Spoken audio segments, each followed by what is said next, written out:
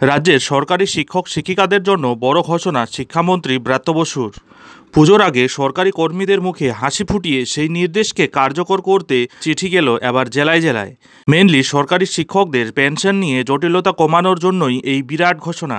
সেই মতোই এবার বিকাশ ভবন থেকে প্রতিটি জেলায় স্কুল ইন্সপেক্টরদের কাছে সেই চিঠি গিয়েছে। এবার প্রশ্ন হলো, কি রয়েছে সেই চিঠিতে?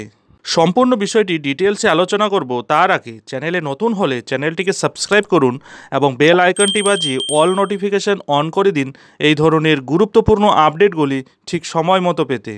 বন্ধুরা, নকুল চন্দ্র দাস বনাম পশ্চিমবঙ্গ সরকারের মামলার পরিপ্রেক্ষিতেই চিঠিটি দেওয়া হয়েছে।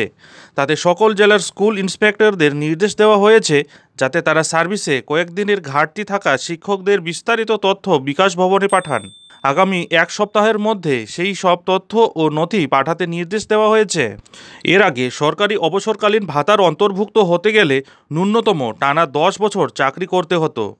তবে 9 বছর 6 মাসের বা তার ঊর্ধ্বে চাকরি করতে থাকলেও পেনশন মিলত। তবে তা নিয়ে থাকতো জটিলতা। এই আবহে পুজোর আগে শিক্ষক দিবসেই পেনশন ব্যবস্থায় রদবদল আনার ঘোষণা করেছিল রাজ্য সরকার, যার ফলে এবার পশ্চিমবঙ্গের সকল শিক্ষক শিক্ষিকাদের মুখে হাসি ফুটতে চলেছে। উল্লেখ্য, দীর্ঘদিন ধরেই পেনশনের ক্ষেত্রে বিদ্যালয় শিক্ষা দপ্তরের নিজস্ব বিধি রয়েছে। সেখানে 10 বছর টানা চাকরির কথা লেখা থাকলেও বলা আছে, কোনো ব্যক্তি যদি 9 বছর 9 মাস বা তার বেশি দিন নিরবিচ্ছিন্নভাবে চাকরি করে থাকেন তাহলে বাকি সময়টা মার্জনা করার কথা। কিন্তু বিগত দিনে দেখা গিয়েছে এই ধরনের সমস্যায় পড়ে শিক্ষক শিক্ষিকা বা শিক্ষাকর্মীদের আদালতের দ্বারস্থ পর্যন্ত হতে হয়েছে। এই আবহে রিপোর্ট অনুযায়ী শিক্ষক দিবসে রাজ্যের মন্ত্রী ব্রাত্য বসু ঘোষণা করেছিলেন, টানা 9 বছর 6 মাস অর্থাৎ 10 বছরের নিচে কর্মজীবন থাকলেও শিক্ষা দপ্তরের ক্ষমতা বলে সংশ্লিষ্ট শিক্ষক শিক্ষিকাদের পেনশন স্কিমের অধীনে আনা যাবে। এর আগে অভিযোগ ছিল আইন থাকলেও তা প্রয়োগ করা হতো না শিক্ষা দপ্তরের তরফ থেকে।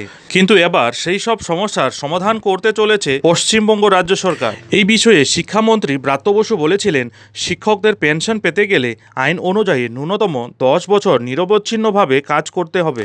কিন্তু কেউ যদি তার কম কাজ করে থাকেন তাহলে শিক্ষা দপ্তর এই ক্ষমতার প্রয়োগ করে পেনশন দিতে পারে।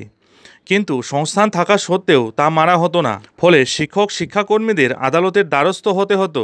এবার থেকে সরকার সিদ্ধান্ত নিয়েছে, এই ধরনের কোনো জটিলতা সামনে এলে বিদ্যালয় শিক্ষা দপ্তর আবেদনের ভিত্তিতে যোগ্য প্রার্থীদের অবসরকালীন ভাতা বা পেনশনের অনুমোদন দিয়ে দেবে।